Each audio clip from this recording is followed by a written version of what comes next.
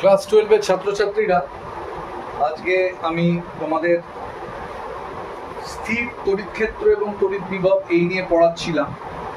আজকে যেটা আমরা আলোচনা করব সেটা হচ্ছে শূন্য মাধ্যমে তড়িৎভেদ্যতা। শূন্য মাধ্যমে তড়িৎ ভেদ্যতা, যেটাকে এপসাইলন বলে, এর মাত্রা মানে ডাইমেনশন এবং এর একক।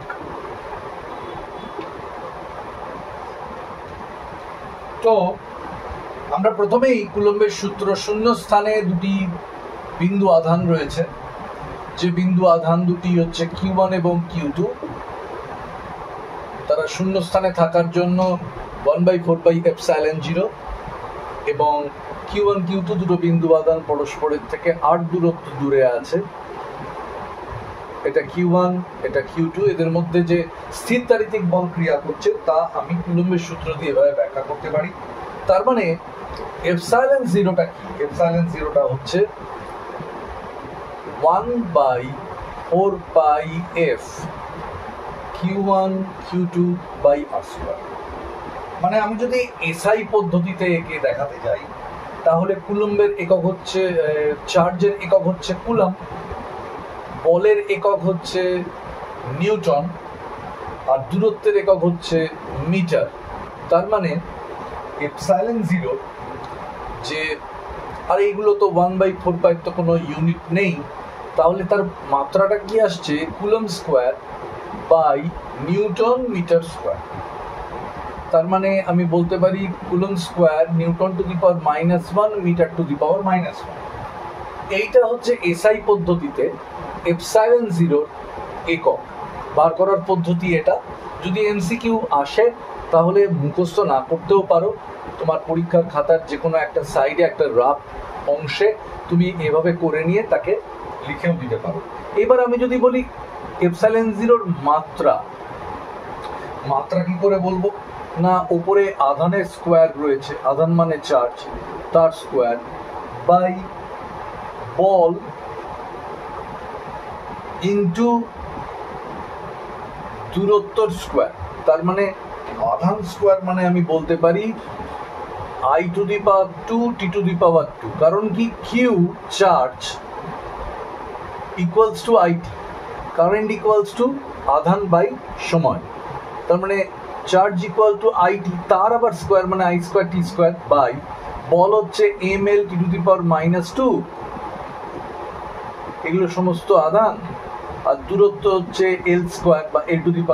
এবার সবটা নিয়ে কি দাঁড়াচ্ছে? দাঁড়াচ্ছে m⁻⁻1, এখানে L⁻1, L⁻2, L⁻3, ওপরে উঠে গেলে L⁻−3, আর T⁻² ওপরে যদি ওঠে তাহলে T⁻+2, তার মানে T⁻4 আর I⁻²। এইটা হচ্ছে এপসাইলন জিরোর মাত্রা। ঠিক আছে, খুব একটা কঠিন বিষয় নয়। এইটা যদি, এটা মুখস্থ করারও খুব একটা যে প্রয়োজন আছে তা নয়, তোমরা নিজেরা খুব ইজিলি এইটা ডিডিউস করতে পারবে। এই ভিডিওটা দেখে পজ অ্যান্ড প্লে করে করে অবশ্যই তোমরা করতে পারবে। এরপরে আসছি কুলম্বের সূত্রের ভেক্টর রূপ, the vector formation of Coulomb's law. সেটা হচ্ছে, মনে করা যাক আমি একটা 3 ডাইমেনশনাল কার্টেসিয়ান কোঅর্ডিনেট সিস্টেম এখানে এঁকেছি। এটা হচ্ছে y, এটা হচ্ছে x, আর এটা z। এখানে একটা পয়েন্ট চার্জ রয়েছে মনে করা যাক Q1, এখানে একটা পয়েন্ট চার্জ রয়েছে মনে করা যাক Q2। তো এখান থেকে পজিশন ভেক্টর হচ্ছে, আমি ধরে নিলাম R1 ভেক্টর, আর এখান থেকে পজিশন ভেক্টর আমি ধরলাম R2 ভেক্টর। পজিশন ভেক্টর মানে আমি অরিজিন থেকে বাইরের দিকে ধরেছি, তাহলে এখান থেকে এইটা হবে R21। R21 কেন? এই R2 থেকে 1 এর দিকে R21। এইবার মনে করা যাক r1 এবং r2 তো পজিশন ভেক্টর বলে দিয়েছি। এবার r21 vector r21 equals to r2 vector minus r1 vector, r2 vector minus r1 vector equals to r21। যেটা থেকে বিয়োগ করছি সেটা আগে, যেটাকে বিয়োগ করছি সেটা পরে। আচ্ছা, এইবার আমি তাহলে ফোর্স 21 মানে Q1 আধান দ্বারা Q2 এর উপরে প্রযুক্ত বল, Q1 চার্জ Q2 চার্জের ওপর যে বল প্রয়োগ করে, the force is applied by Q1 charge on Q2 charge, সেটাকে আমি ধরছি F21, এই নোটেশন ইউজ করছি।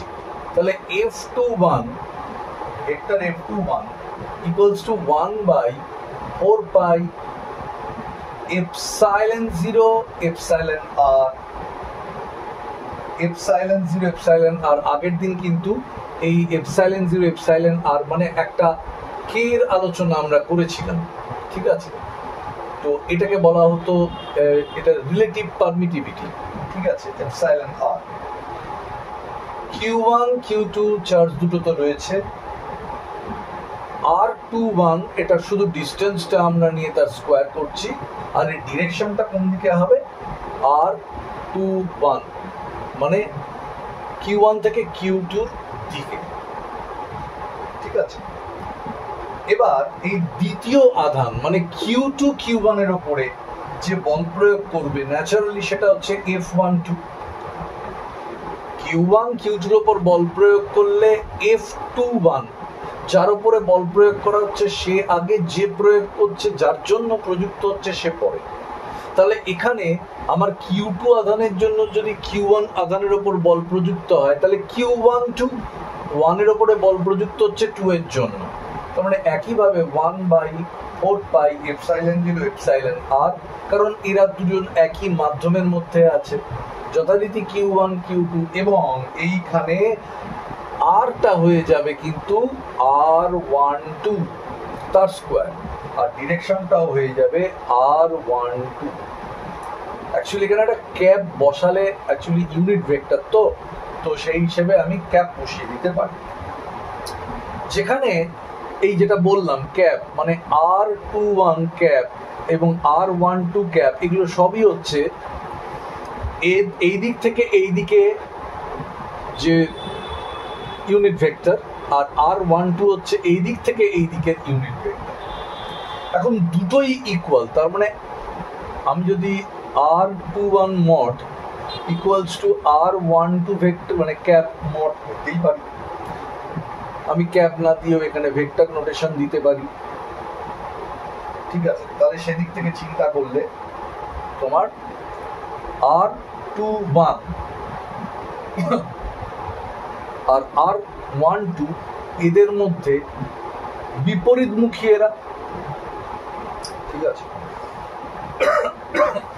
তাহলে F12 ভেক্টর ইকুয়ালস টু, আমি 1 2 এর জায়গায় -21 বসাতে পারি, তাহলে মাইনাস সাইন উপরে চলে এলো, 4 pi epsilon 0 epsilon r Q1 Q2 by R12 square, আর এইখানটা আমি বসিয়ে দিলাম R21 ক্যাপ, ঠিক আছে?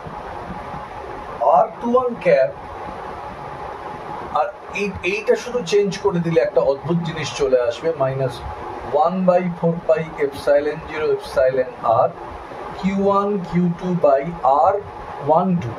মডিউলাস যেহেতু এদের দুজনের মানের দিক থেকে এক, তাই আমি এখানে বসাতে পারি R21 স্কোয়ার আর R21 ক্যাপ, তার মানে এটা কিন্তু এই জিনিসটা কিন্তু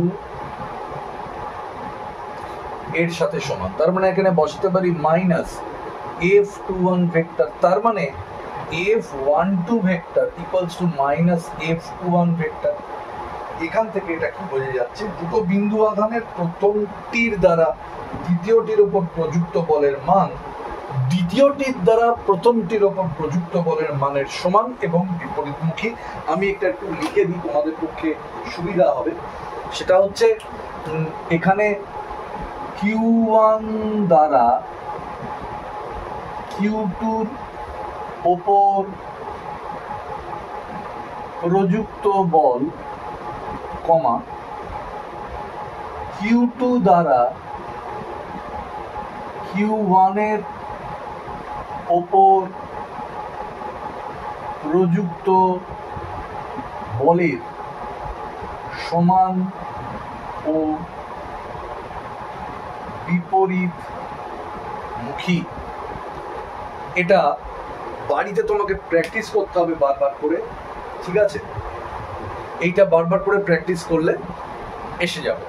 আজকে আমরা এপসাইলনের একক মাত্রা জানলাম, কুলম্বের সূত্রের ভেক্টর রূপ জানলাম, এবং তাতে আমরা বুঝলাম যে শূন্য মাধ্যম বা বায়ু মাধ্যমে দুটি বিন্দু আধান যদি থাকে তাহলে তাদেরকে ভেক্টর রূপে কি করে প্রকাশ করতে হয়, এক নাম্বার। দ্বিতীয় নাম্বার হচ্ছে দুটি বিন্দু আধান একে অপরকে সমান এবং বিপরীতমুখী বল দ্বারা আকর্ষণ বা বিকর্ষণ করে। মানে একটি বিন্দু আধান আরেকটি বিন্দু আধানকে যে বলে এবং যে অভিমুখে টানে, আরেকটি বিন্দু আধান ওই বিন্দু আধানটিকে সেম বলে কিন্তু বিপরীতমুখী বা বিপরীত অভিমুখে মানে বল প্রয়োগ করে। এটাই আমাদের আজকের পাঠ্য বিষয় ছিল। বাড়িতে এইটুকুনি বারবার করে বাড়িতে প্র্যাকটিস করবে। এর পরের দিন আরেকটু বড়, আরেকটু বেশি আমি পড়াবার চেষ্টা করব।